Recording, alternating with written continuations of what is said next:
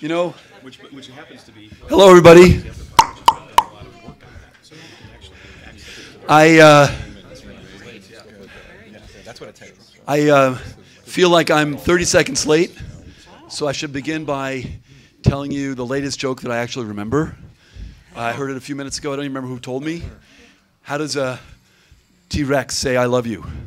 This would be pertinent to Brett's background. Arr! Okay, so I still haven't figured it out, but I was hoping maybe you guys could help me figure it out. So this is the latest of the panels I've been giving since '91.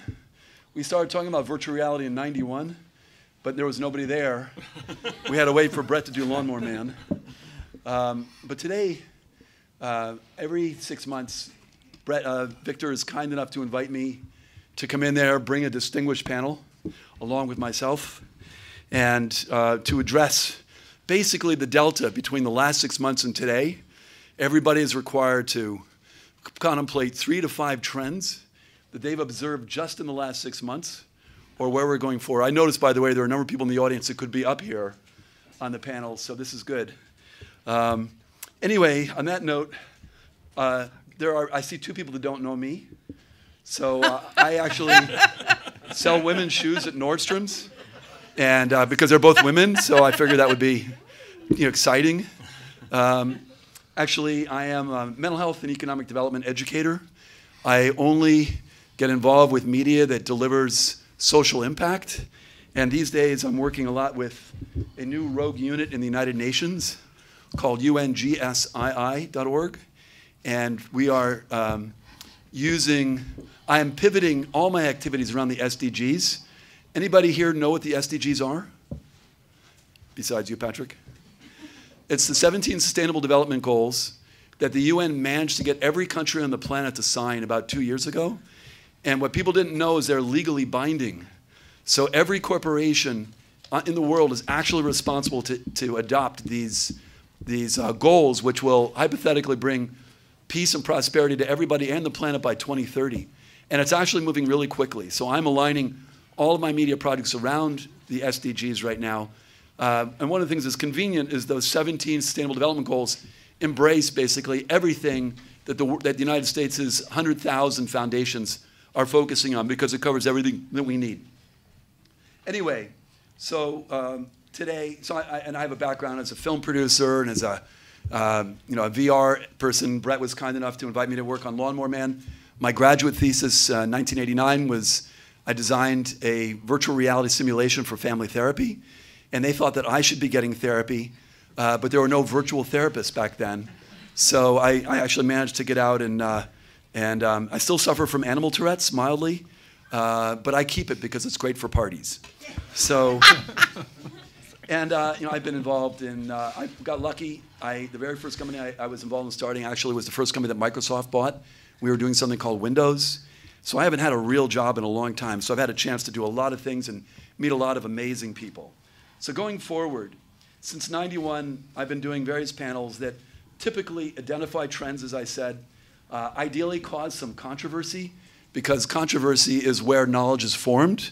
You have to have conflict. You have to be going up against your neural expectations, your neural understanding, in order to change and evolve your perspective.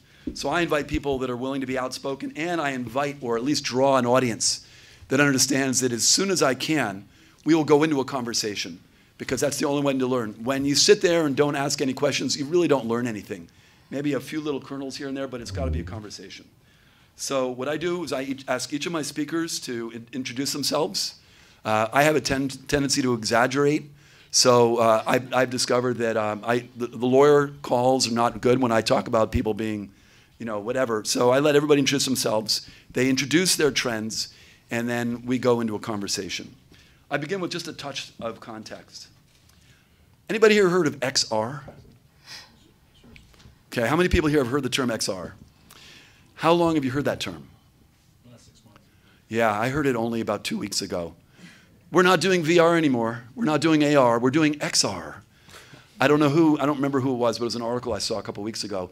XR is everything that is immersive, and it's ultimately going to subsume feature films, television, et cetera, et cetera. And so people are still trying to figure out what to call this stuff, but they better go fast because soon it will be embedded in everything that we do anyways. There used to be DVD conferences, CD-ROM, digital video. Those don't happen anymore because they get subsumed into the Borg or whatever you want to call it. One of the trends that happens as a technology emerges is all the people that were creating content, all the techies, say, oh my God, this is not going to work. Now I have to do tools. So all of a sudden what I'm hearing a lot of now is, I've heard it 3 times today, we're building a platform that lets anybody build beautiful photorealistic 360 VR and without knowing anything. And that's impressive to me because I know nothing and I would probably qualify.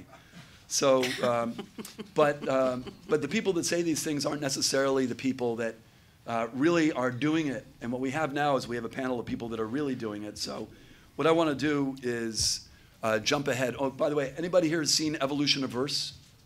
Mm-hmm. Okay, maybe half the folks. Pardon? Chris Milk's piece. Yeah. Well, it's not Chris Milk. It's him plus Ms. Ellison. Another indicator of where things are going now. The big studios are starting to gulp. And it's very interesting. It's a 360 piece. I've been recently told that, everybody's always trying to describe where everything is. I was told that the first phase of VR was CGI, which we've been around since the 60s, actually. The second phase is sort of 360, where we are now, but it's an interim phase. The next phase will be actually full holographic capture and then manipulation in those environments. So it's interesting to see what's going on, but I'm going to jump ahead now and jump into my audience. Brett, please introduce yourself. Hi, Brett Leonard. I directed The Lawnmower Man, so that got me into VR in a very interesting and strange way. And this is a very interesting and strange period for me because it's like I walked into the movie I made. At that time, no one had heard virtual or reality connected together, and so I've actually dumped the term virtual reality as well. I'm going at VX instead of XR, but I've now just heard XR. So I think one of the trends is that, for me, I've been speaking for a while, I've been speaking all over the world on this, it's not about the specific technological enablements that allow us to connect people to an immersive experience. It's really about the human behavioral aspect of virtual experience. And so I'm focused on the process that brings us to that human behavioral aspect of involving ourselves in simulated worlds. And that process floats on the surface tension of a very shifting tech stack that is going to shift, I believe, for quite a while now. And so without, as soon as you try to grab onto one piece of tech in this, I think that sinks you to the bottom because you have to float right now. You have to have buoyancy because it's changing so fast. So I'm extremely tech agnostic. That's one trend. The other trend for me is the idea of being able to utilize multiple different pieces that are out there in order to synergize together in that process I mentioned. Something that truly delivers a communal experience around immersive engagement. And that takes really understanding a whole panoply of things that usually wouldn't be plugged together and getting somehow to a place where you plug them together, including the use of sleight of hand. I mean, we have to trick this before it's going to actually fully be a true photorealistic, fully immersive, multi-participant interactive narrative story world, which is what I've been out there wanting to create for about 25 years since I made The Lawnmower Man, and been looking at the fact it's not cinematic reality. I mean, it's not cinematic language. It's something that involves the craft of cinema without the language of the frame.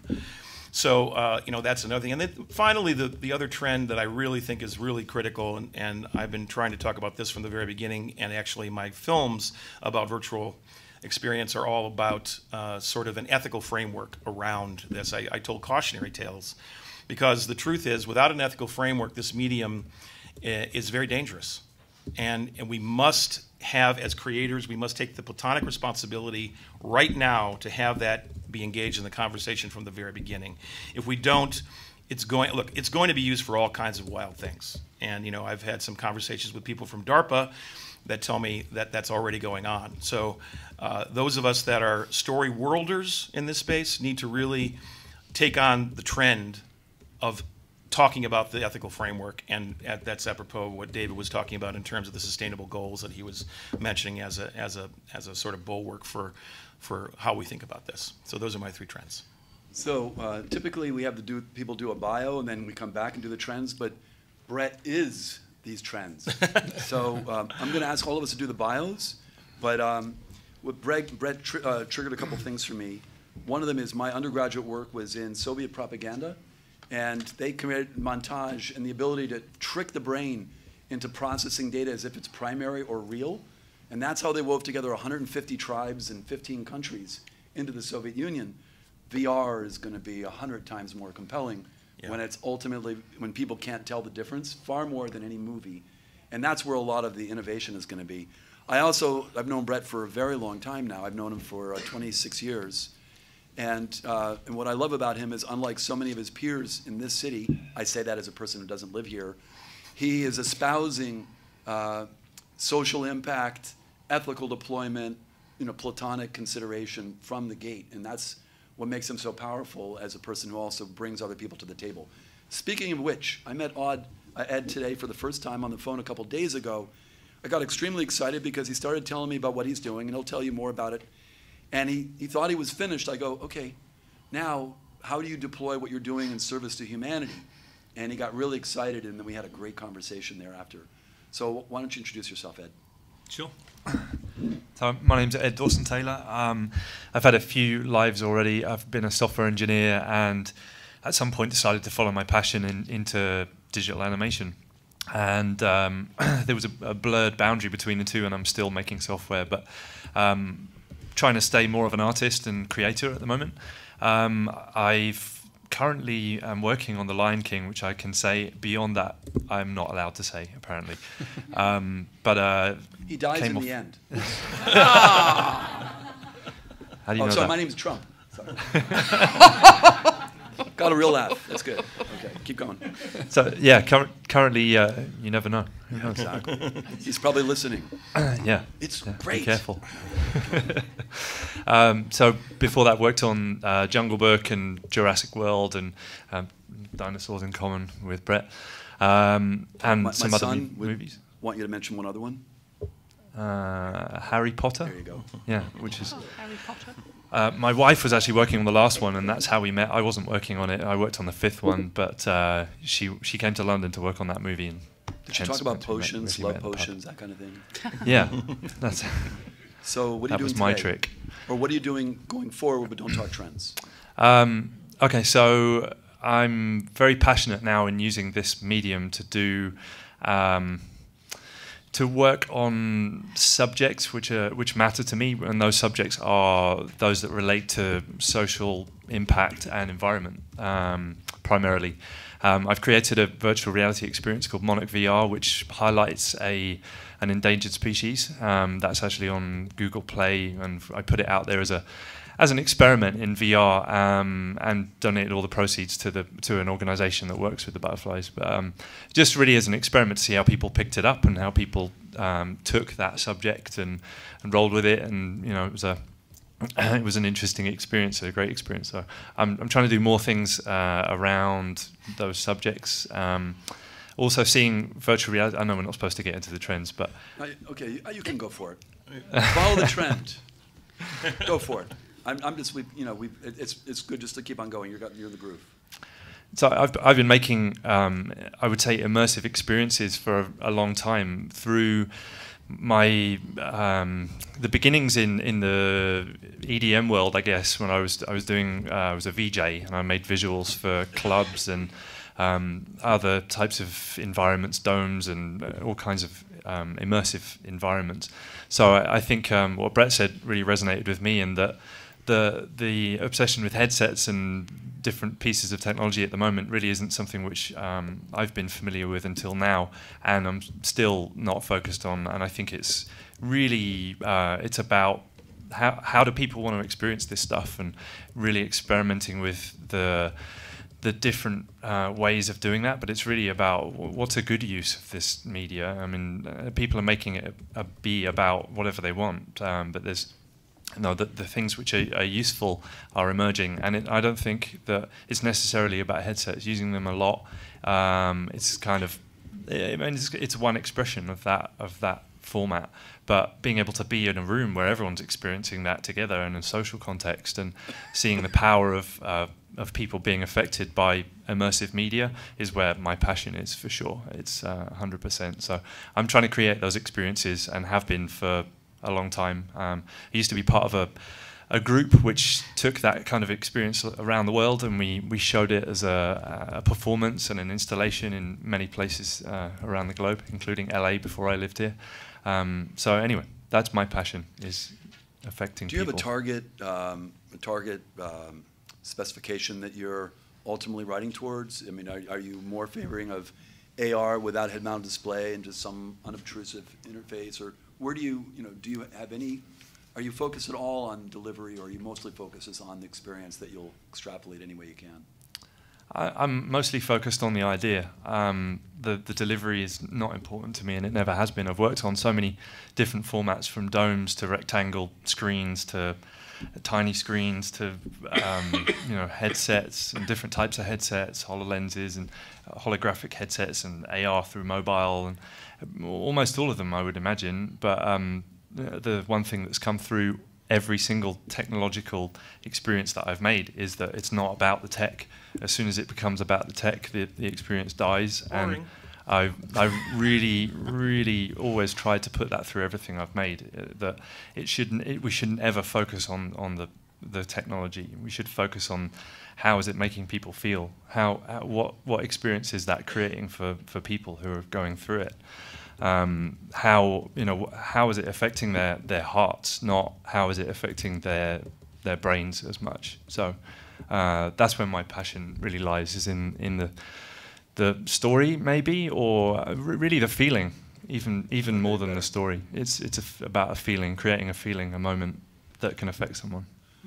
They say in the end, all that matters is story, emotion, and character. Probably not in that order. I guess emotion would be first. Mm-hmm. Speaking of emotion, I was introduced to Jackie probably about 6 months ago, and you were gonna try to be on our panel. Mm-hmm. And the way you were described is, she's my sister, and I love her, and she's amazing and fabulous. And that set me up for our first conversation. And within 4 minutes, she had volunteered to come to my son's third grade class and talk about how you can manifest your dreams, and that your dreams are important. Mm-hmm. Never forgot that. Well, and Jackie also faces the same schism that you face, that you all face. You got to get paid. Fortunately, I don't face this because I just don't even bother to try to make money. But Jackie does work on big movies, and then she does work on her own big movies. Mm-hmm. And I think on that note, I think that maybe you can do a better job than me introducing yourself. Hi. I was trying to think about where I should start, and then I thought, okay, well, I could start with, well, I was born. But that's too far back. Okay, so thinking Steve Martin. Yeah. I have spent the last 20 plus years working in visual effects and animation. Fortunately, for a lot of pretty top level blockbuster movies, and worked with some really incredible people. But I started my life as a performer. I've spent the first probably 25, 30 years of my life in theater as an actor and a singer and a dancer. Yeah, I was a dancer. Never mind. Anyway, I feel like all of everything that I've learned my whole life. You still are a dancer. I'm still a dancer. Thank you. And still a performer. I feel like everything has come together to sort of put me in sort of up to this moment where I started working in VR, both shooting live action VR, and also I created the Martian VR. I produced the Martian VR experience, which was a companion piece to the Martian movie with Matt Damon, directed by Ridley Scott. And I was sort of fascinated by the fact that, I feel like the creation of these pieces is very much like theater, in that the audience can look wherever they like. But the work has to be, the acting, the characters have to be very real. It has to be uber real, because it's so intimate that you can read the falseness immediately. And I find, I've been finding the whole process really fascinating. I love the fact that we're sort of on another platform figuring out how to tell a story. And I think until we figure out how to tell a story in this platform, in this medium, we've got a lot of fun ahead of us. And I think the discovery of all of that is what makes it really exciting. What else do you want to know about me? Do you see Trends. You want to talk trends, or do you want to talk? Where are you going?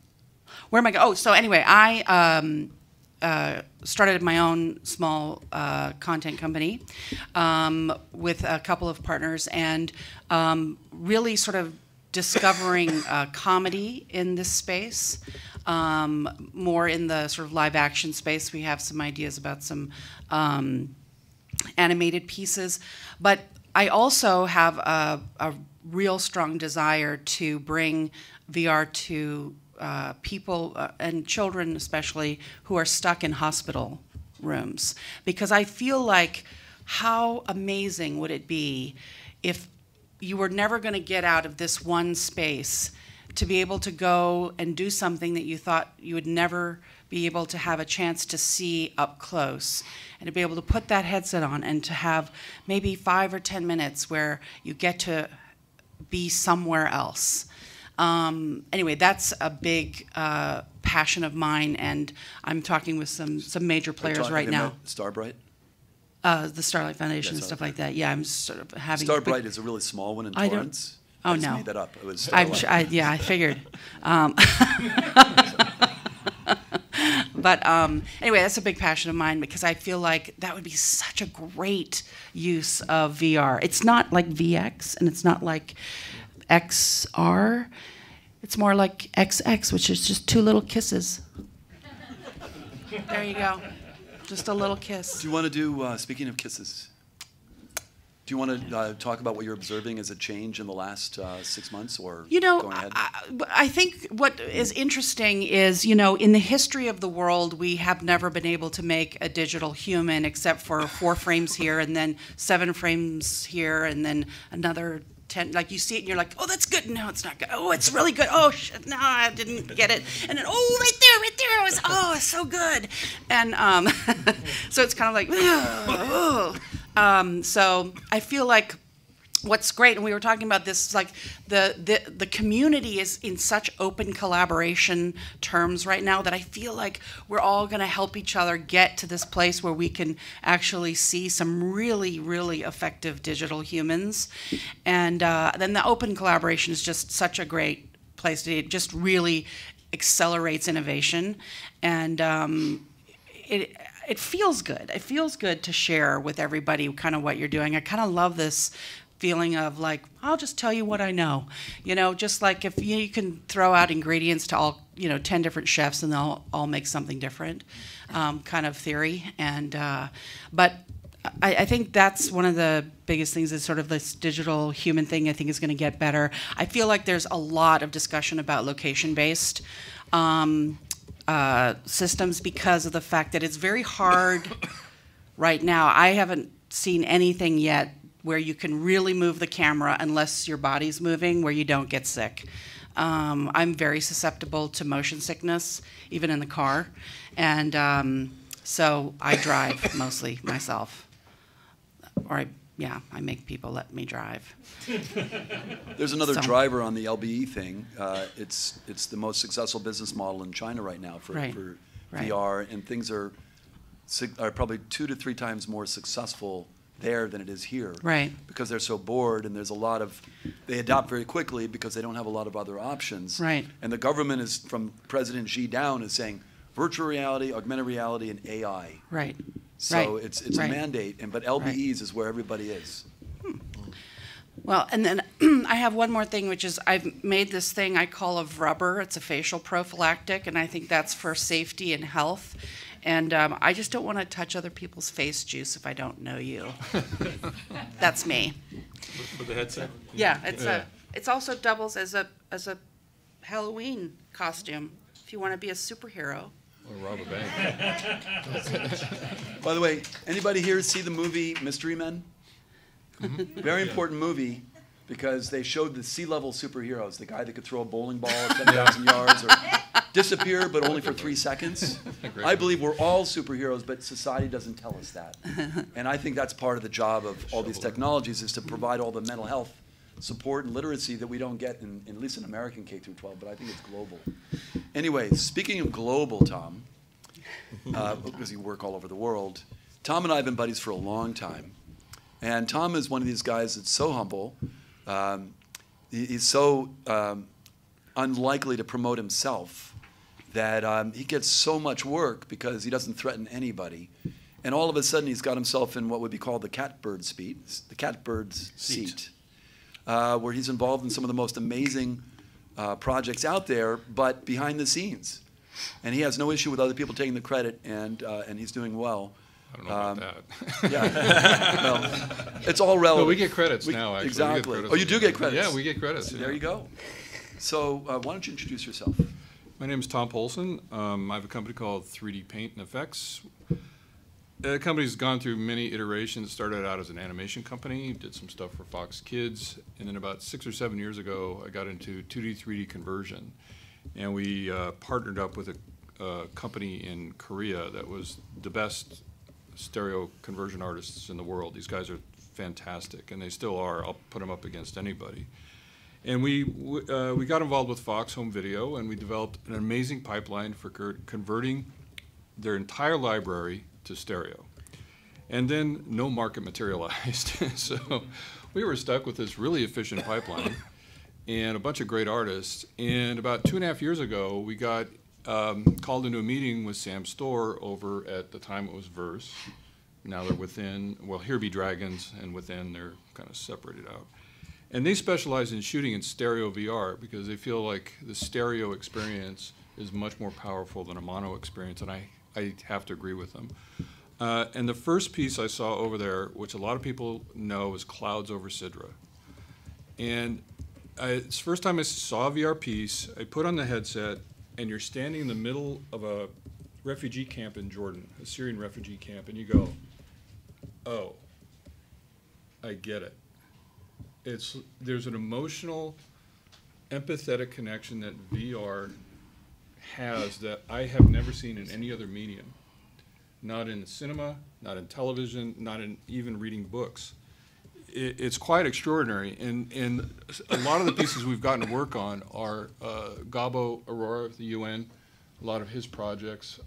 We did Clouds over Sidra, we did The Displaced for the New York Times, and it's just, people are in tears when they see these short videos. They're 5 minutes long, and it completely changes their whole perspective about the world. And so that's the exciting thing about VR and the power and potential of VR. The unexciting part is it's hard. It's really hard to do.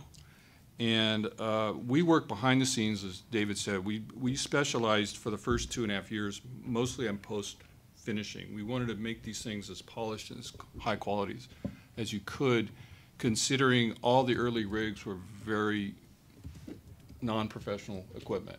We're talking GoPros, we're talking Rubber bands. Yeah, it's like, my God, the stuff we've had to stitch, you would not believe. And we, you know, we got to the point where we got pretty good at it. Now there's some new cameras coming out, some things are getting better, but the market's changed. It's changing very quickly. It's getting a little more difficult to get the financing for the live action stuff. It's kind of shifting over more to the technology-based stuff. They want to have light fields. They want to be in game engines so you can have real-time walk around.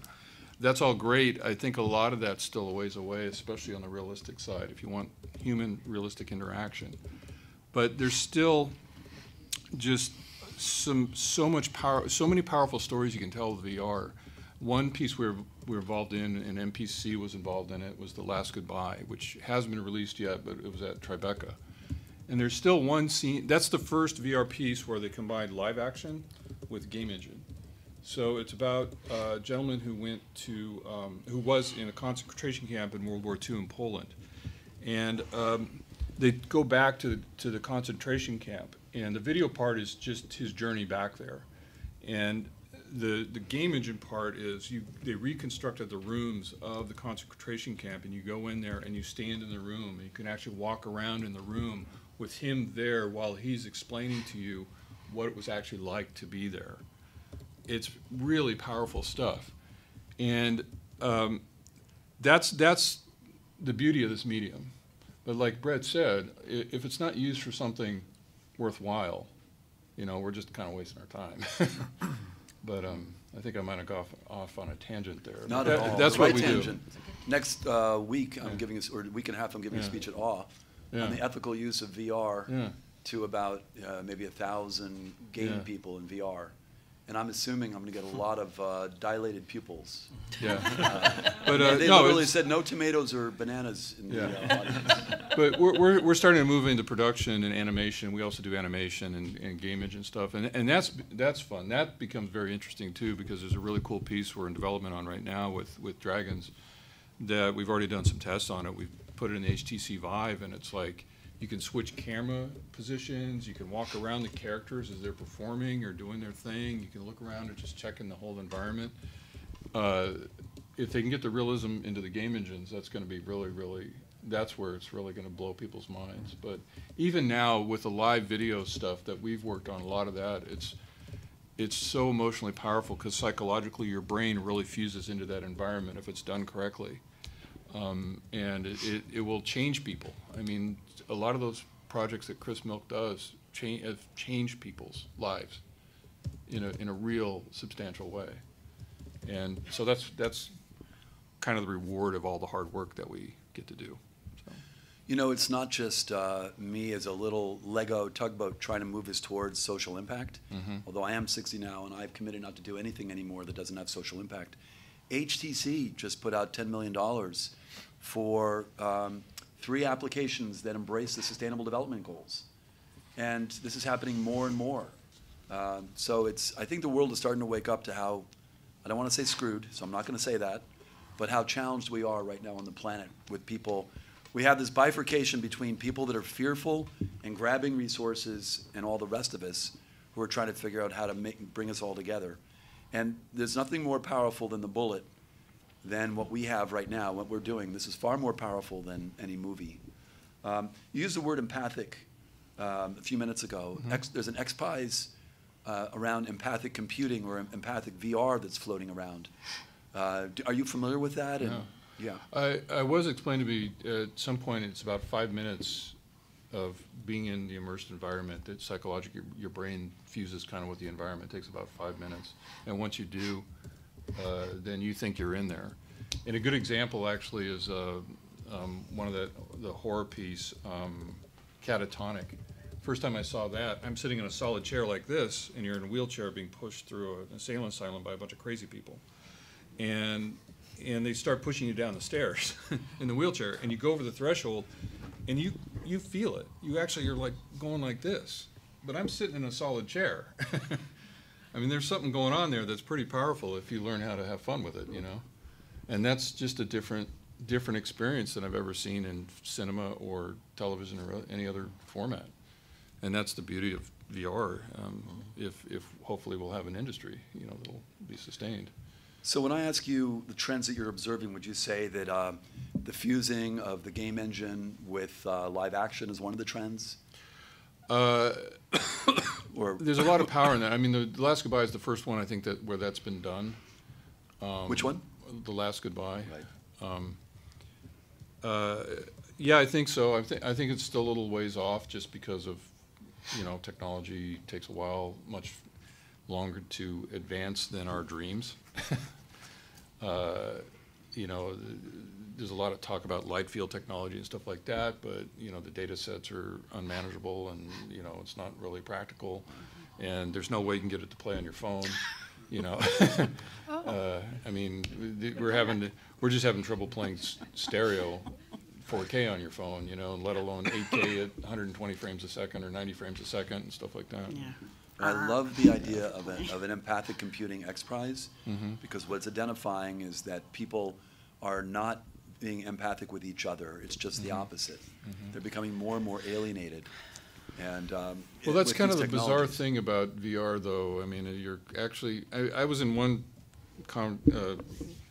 place where they had people speaking, and they were talking about the social media aspects of VR. And going, wait a minute, you're putting on a isolation device to be more social? I mean, it doesn't really make a lot of sense. So that's kind of the problem with VR. Unless everybody's wearing the headset, it's hard to have a shared social experience that you can with a movie. Do you have any other trends that you want to, anything else you've observed, besides the fact that business is a little tougher these days? Well, the unfortunate thing is there's a lot of investment going into technology, but nobody's investing in content. Now, when you say technology, what do you mean? Platforms, tools? Whatever somebody wants to sell now, you know, tracking technology, you know, display technology, any technology to make the hardware that's where all the money's going, platforms and things like that. Unfortunately, very little of it's going into the content. So the investors, and I know this is a sore point for Brett, but the investors are trying to figure out how to mitigate potential losses. They want to play, but they don't see an opportunity, a definitive opportunity. Fortunately, I don't think they're wrong, because the numbers aren't there yet. I mean, unfortunately gets down to accounting. I mean, there's not that much of a market of penetration. At the beginning of cinema, the numbers weren't there either. Yeah. And everyone didn't put money into all the tools without actually figuring out how to tell a story or how to actually, you know, get actors involved. I mean, it is a very weird cognitive dissonance that's a blind spot in the industry right now, because none of these tools or platforms or anything will mean anything. Razors don't mean anything without the razor blades. If you don't got razor blades, there's no shaving going on. So this is we need to have something that actually creates a mass market effect for any of the tech investments to mean anything. Yeah. Right. You're Well, up- that's yeah. the trend. The trend I see, though, that is kind of a bridge trend. Yeah. Is 360 video, Yeah. because Now, I guess 360 we need the Pokemon of Yeah. VR. We don't have it 360 yet. video is, you can display it now. You have a couple of billion devices out in the world that can play a 360 video immediately. Now it's already happening. There's a couple of pieces we worked on with Dragons, was like the Fight Fire with Fire for GE. It's a little 90-second piece about putting out flames with sound waves, and it was released on Within's platform, but it got onto IFL. You know, I effing love science. The blog. First week, 1 million hits. By the end of the week, it's over 4 million hits. Just a simple little 90-second, interesting, well done, well shot, well put together little 90-second piece. On the 360 video platform, it got a pretty large audience. At 4 million that's significant. So I think you can't ignore the 360 video, even though purist VR people want to make cinema or these incredible high-end experiences and stuff like that. But the reality is the audience is going to be 360 video to start. Speaking of ignore, okay, Woody, I'm sorry I skipped you. I know that you're a green screen monster. You did Avatar. You've done all these movies. What are your thoughts on the trends, Woody, about... oh, sorry, he's not here. I wasn't sure. So let me skip over. Sorry about that. I never know. The guy, if you look at him, all he's doing is wearing, 36, light sensors. So he's a very good fellow, but he's sorry that he couldn't be here today. Also want to do a shout out for Shelley, because you could have been up there instead of Tom. That was very nice of you to let Tom come up there. I understand that I guess your name came first, and so I don't know, whatever. It's funny. This is not an intentional progression. This panel is actually about tools and not so much about the content. But as Brett said, or somebody said, you can't really have content without the tools. And there's a progression here towards tools, and that leads me to Joe, who is he's been on my panel twice now. And what I really dig about Joe is that he's been doing this VR stuff and immersive stuff for a while with lots of big companies. But he's been throwing in AI, and he's also been throwing in a lot of the notion of capturing authentic humans, capturing our family, capturing ourselves in various interesting ways where technology can become part of your reality. And Tom has mapped a very interesting path for himself, very exciting, and maybe you can talk about where you're at these days. Thank you so much, David. It's great to be here. Thank you, everyone. My name is Joseph Zaki. I'm the CEO of Virtuality, and we are a VR studio here in Los Angeles, and we're evolving visual effects technology to create immersive experiences. My background is in visual effects, nearly 20 years working at the top studios, Interstellar, Pirates of the Caribbean 2, 3, and 5 that's coming out. So I have a lot of experience working with tools and content and technology. And what happened for Virtuality last year was that we had a very successful year as a content creation company. And we were creating technology, but mostly content last year. And we were profit positive at the end of the year. What we realized at the end of the year was that we had the makings of something much bigger than just creating content and tools for creating 360 video content. And at VRLA, just last month, we launched our latest platform, Mirage. And Mirage is a multi-user, multi-experiential platform that allows people to create premium VR experiences at half the cost and half the time. So we're moving the barrier to entry because the virtual reality market is suffering from content. So we actually, coming from telling stories, I'm taking a little bit of a different position on this panel and saying that technology is really where it is for us. And the trends that we're seeing is that it's not so much entertainment anymore with VR. It's shifting into the enterprise sector, and we're seeing globalization a little bit. We're seeing other markets in Europe and in Australia, and certainly China, starting to adopt the technology and using it in different ways than the American or North American audiences are. It's been very limited, I think, the VR market in North America to content, and now we're seeing broader application with VR for training, simulation, and that's really where Virtuality is now headed because of our tools, because we have this platform to create these very deep experiences that are multi-user and multi-experiential. So my position is definitely more on the tech side now. As I know last time we were talking content and virtual humans. I think that's still part of it, but it comes down to where's the application for this technology and how is it going to change either business, what industries are going to be affected by these new tools and ways to communicate. Certainly in the enterprise space. And I think out of the enterprise space, you're also going to start to see standards emerge. And that's really what we really need in this industry is better standards so that we can all point to a set of rules and ways of distributing things and creating things. I think it's very vital. So we're actively working on all of that stuff. We're taking the long view and the long stance that technology will ultimately allow creators like yourself, Brett, and the real talented creative directors out there to make compelling experiences beyond just the limited kind of things that we're seeing today. It feels a little bit like you're selling yourself short because story is how we've always taught each other. And so what you're doing is you're empowering story to the extent to which folks in air conditioning and aircraft maintenance can tell stories so that people will be engaged and optimize the integration of that data in their brain. I mean, it's so true. I mean, I'm kind of a contradiction because I say all this, and yet we're launching a new product called Phantom, which is taking VR technology and putting it back into visual effects. And we're working on a very big movie right now in the pre-production phase to create new, reduce the amount of time on set, reduce the complexity of shooting locations. And so we're seeing, it's almost like, I never thought that we would be going back into visual effects with the technology. I thought that this would be a continuum, but it's interesting how it's all interrelated.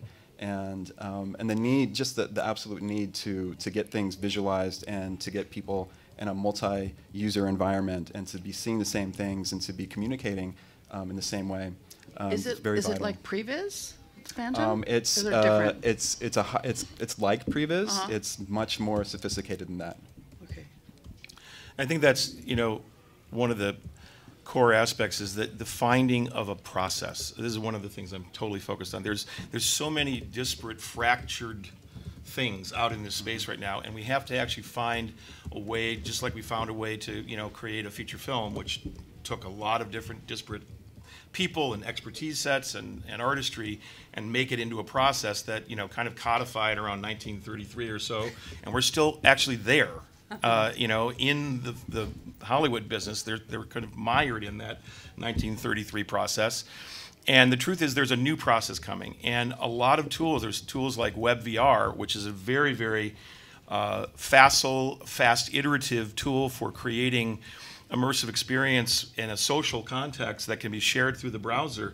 And I find this to be a tool that works really well to find what humans want to do in a virtual environment, again, without a headset. You don't have to have a headset to do it. And so those kinds of tools of visualization and sort of playing with the process of interaction. And then, as an example, what Tom was saying about 360 video, he's absolutely right. It's an incredibly important step, because if you can't stage for 360 video, you're not going to understand how to stage in a world where you're having interaction in a full, immersive, interactive world. So these are all pieces of something that have to work together. And then there has to be a standardization in terms of standards and practices that actually connect into that. And that, I think there's a lot of conversation around that. And for me, finding and defining that process and not focusing on the specific tech, but focusing on whatever is the best in that moment is very, very fruitful at this moment. So speak to that, because in your opening dialogue, you didn't mention Trump or production tools. So I'm trying not to say that name. Right. Just tell me, it's too much play. I know that you're out there getting pitched constantly. You're at conferences more than any of us, and rightfully so. What do you observe as the state of the art today? Well, here's the thing. A lot of people, and even some of the panel, have said, that sort of getting to a real, photorealistic and immersive interactive world is kind of far away. I don't think that's true.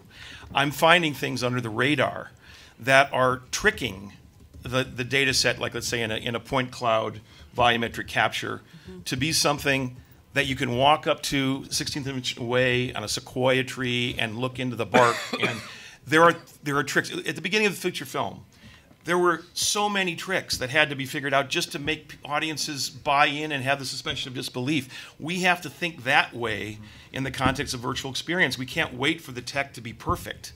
If we wait for the tech to be perfect, this will never happen, because we have to create a mass market effect by getting, and this is I think the barrier of entry that is really misunderstood. Those of us that drink the Kool-Aid in virtual reality can put on a headset and have a kind of rudimentary experience, and we're wowed by it. There's also a novelty factor. A lot of people look to 360 video, they go, wow, this is amazing, and they never come back. A huge percentage Is it never because come they back. see the potential? But because you have to, the audience out there is used to going and watching Doctor Strange, $250 million films that have a tremendous visual impact that's hitting the brain pan and stimulating at a level that is and that's where the median is. So we have to reach and create a compelling experience that's truly emotionally engaging for a mass market, which is much more difficult than the market that comes to this conference or any of the VR conferences, because we're already bought in. So we have to get, I come from Toledo, Ohio. That's my hometown. To get the folks from Toledo, Ohio that are walking down the street to get into VR, you got to deliver something absolutely amazing.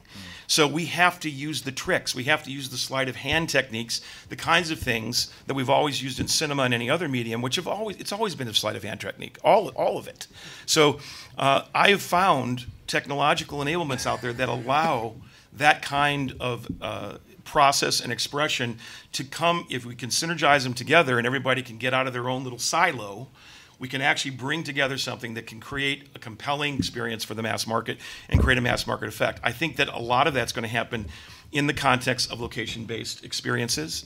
I'm working with several, apropos to your background, several EDM festivals and events, which I think are perfect test beds for what I would call the virtual drop, you know, the VX moment, where we can actually have a communal connection with each other and then extend that out through web VR to a larger viral audience through true stereoscopic 360 streaming.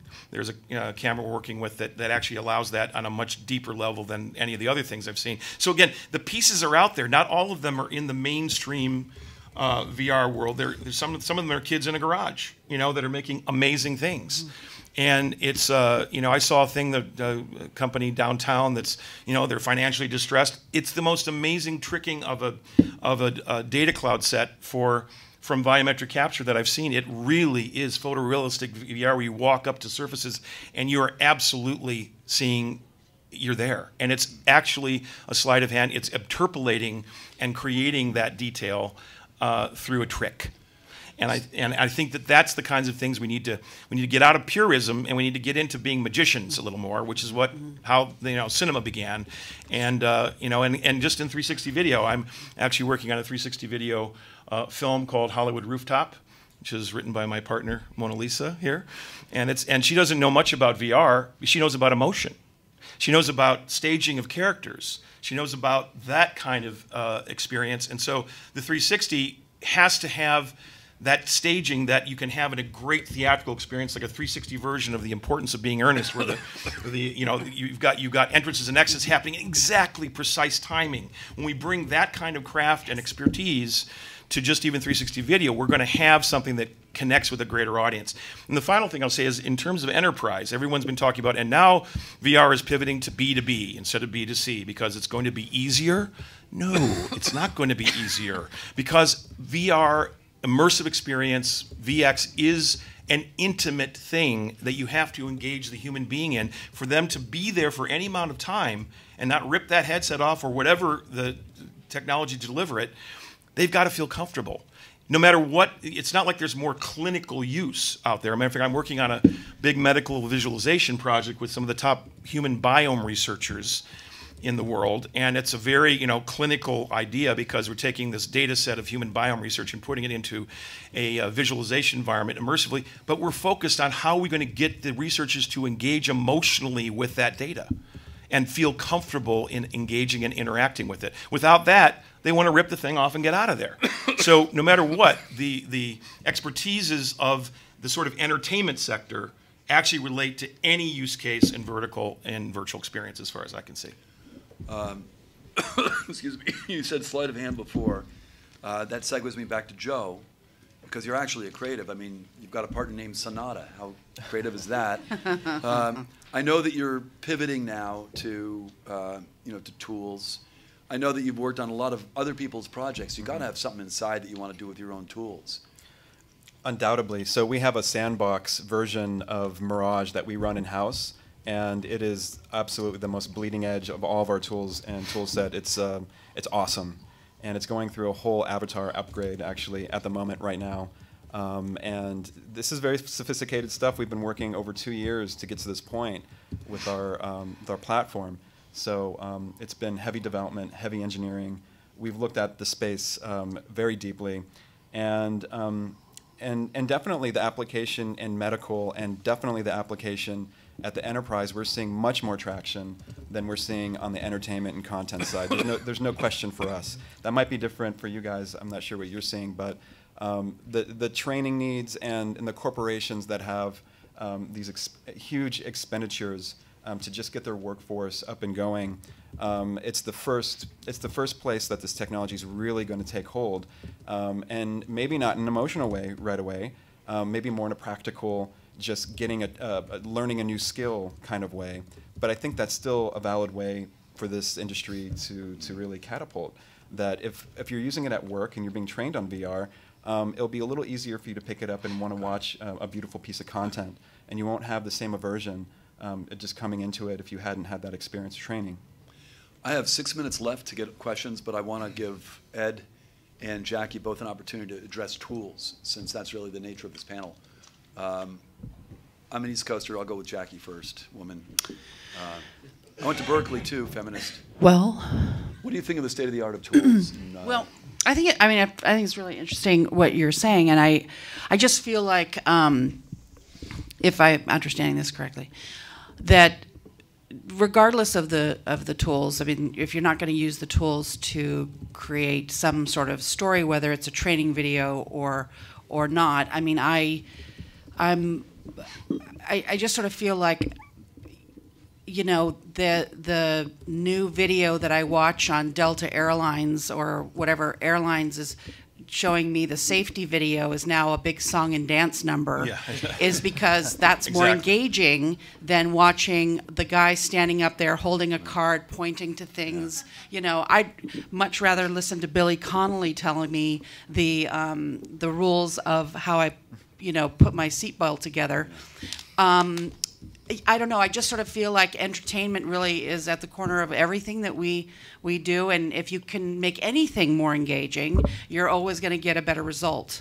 You know, and it doesn't mean everything needs a big, you know, Busby Berkeley synchronized swimming. And the Virgin thing. team, they're out of work right now. They're looking. I know. Well, yeah. We'll get them on speed dial. So that's sort of my feeling about tools. I've been very fortunate to work with, you know, some incredibly smart people over the years that have created all kinds of amazing images from ones and zeros. But none of those ones and zeros are worth a hill of beans if they don't have something attached to them that people want to watch. Speaking of hill of beans, and it's a meaningless segue. That it is, Ed. Yeah, we all knew. I'm a hill of beans. No. I took exception You're going to to make that. a story. Your job is to make a story out of a hill of coffee beans for, you know. It's So how working do you with feel about Starbucks. tools? We're actually Well, doing you're that. writing your own tools. The coffee machine broke earlier on. Do you have any observations on where tools are these days for VR, for creating VR? Are you using Well, you tools use or it writing for your own Jungle code? Book for, you know, Yeah. you use VR as a tool for the actors, right? Yeah, Yeah. exactly. Yeah, Mm-hmm. and I can talk about that. So yeah, I mean that was a really interesting experience watching a group of creative people, very creative people, using some essentially very technological tools that were at the beginning of becoming usable by artists, and watching how they experienced and navigated around in a 3D world, and kind of approximating what might happen in a real world shoot, but inside in a virtual world. And it's really interesting to watch what people pick up on, and how people want to use it, how people want to navigate around in it. I think inherently the simplest it can be, the better. When you start adding too much stuff in, people who are used to using tools that they're used to using in the real world, they can find it hard to translate. The simplest it can be, the better, I think, especially in that environment, particularly with the kind of controls that people have at the moment. I think that as soon as we can get away from controllers, the better, and get into voice activation, just picking up people's bodies and hands and eyes and faces, and recognizing that, and being able to actually do what we want to do, which is I've been making computers do things for a long time, and essentially everyone's a programmer in a way. Everyone's trying to make a computer do a thing. We're all programming it. Even if we're speaking to Siri, we're programming a machine. And I've got down to programming really horrible binary, which is nobody would ever want to do, apart from a few people. So being able to essentially break it down to very simple processes, so we can all program these machines and get them to do what we want to do, I think is the goal. By the way, it was non-GMO. Organic beans, it was a positive. Tom, you had a last comment. I'm going to try to get two questions out of the audience if I From can. a practical standpoint, we deal with tools a lot because we're mostly less in the game engine side, but more on the dealing, posting video and stuff like that. And VR is kind of like 3D was when it started out. There was like everybody, 5 people knew. Everybody was an expert, and about 5 people knew what they were doing. And everybody's kind of trying to sell something. They get their investment, they have an idea, they put something together, they do demos of real easy shots that are easy to do, that algorithms will have no problem with, but they don't, when they try and do the real footage you get from the way people really shoot, the algorithms and all that kind of fall apart, and they're kind of no good, and they don't give you a way to fix them easily. And what we've found, and we've tested, we're constantly looking at the news stuff, trying to test it, trying to find better solutions, but it boils down to good artists. You got to have good artists, and forget the technology, doesn't matter. The you know, Brett said it, everybody's kind of said same thing. The technology does not matter. You need to be working with really good artists who really know how to do stuff. So I'm going to go really quick because I have to have 3 questions from the audience. Patrick, I saw your hand in the air, or you were stretching. You were an ambassador to the UN. You still are. You represent the, you know, all the world's religions. You're now trying to get your arms around this content so that you can figure out how to force multiply behavior change. Do you have a question for us? But we got to be really fast. You know what? Just maybe some soundbite of advice. Like, how do you see this for VR schools and using it for educational content, specifically really for schools, not for entertainment, and the gamification of the utilitarian agenda through collaboration tools based on Education. Anybody? I want 2 comments max, and you keep it to 30 seconds. I'll take it. So education's great. Again, you know, training simulation. When you can take a whole class to a remote part of the world and have a discussion and be in a 3-dimensional space, you're changing the way that people are learning. And when you have a 3D image and you're able to walk around it and talk to people in this fantastic place, you're going to retain that information so much deeper. So absolutely, I feel like education is going to go through a revolution with VR, AR technologies. If anybody doesn't have a strong comment, go. You go. I was just going to say, if you, anytime you have, you know, especially children interacting as opposed to sitting listening, you're going to have a better result, I think, in getting them to engage. If they can be interactively involved in the learning process, that's going to change everything. Fan, you are bringing independent filmmaking across China on a co-production basis. You are an artist, a writer, a director. What are you seeing in the world's largest VR and AR market relative to this panel? What are your observations about story? Well, to be honest, I'm a feature filmmaker, but I have no experience about, you know, AR, VR, but that's who the tools are for. The tools are for you. You're a storyteller. Does this excite you or scare you, or does it do you? I mean, are you? I think it's amazing. I think it's future. It's amazing future, and also lots of my friends in China, they really interested in VR, AR. Okay. They really want to get into that field and try to make it connected to storytelling. Last question. Thank you. Where do you guys see this actually fitting into a user's life? See, I think that's the big issue, which is there's something everyone in this industry is trying to leapfrog over, and it's the step of actually training for virtual experience. Virtual experience is something that I think is coming at us like a giant tsunami. It's not the technology, it's actually the idea of us interfacing with simulated worlds, with artificial worlds, and that aspect has to be trained. That's why web VR, things that are easily accessible right now, not waiting for headset adoption, is critical in order for doing, and also creating a communal experience in events. Ed, what are you observing in terms of this getting into people's lives? I wanted to add something to what Jackie was saying. Actually, I mean, I think the simulation, education, training aspect of it, like really deeply affecting people. I'm reading a really interesting book called The Talent Code that describes myelin and the substance that your brain uses to make its connections faster. And the brain doesn't know any different between something it thinks or sees and reality. So if you can give someone a genuine experience that makes them feel, especially if they're doing something around that, they're physically. Why the stakes are high. They're physically changing their brains. Or the tofu. Joe, physically. you get the closing comment because, well, Tom, you want to say something, but then he gets the closing comment. Well, relevant to what Brett was saying about what's that step, you know, getting people used to the experience. I had a little kind of an eye-opening experience with 360 Video. It was you know, a friend of mine who's also our creative producer went on vacation to Europe, and he had the little PixPro 360 cameras. And he was shooting VR and, you know, a bunch of videos, just 360 videos. And he posted one day, you know, on Facebook, you know, he has a post on there, and I look at it. I didn't even know you could do this, right? I'd never seen this before. How many hits? It's a 360 video. No, but it's my friend, you know, Right. on his vacation. How many hits? I didn't look. All right. So- I thought that's where you're going. No. It was the fact that, Yeah. oh, cool, I can see what my buddy's So the doing. tools are there. I can see what my That friend concludes is the doing. So entire I- speech, except Joe's got a point.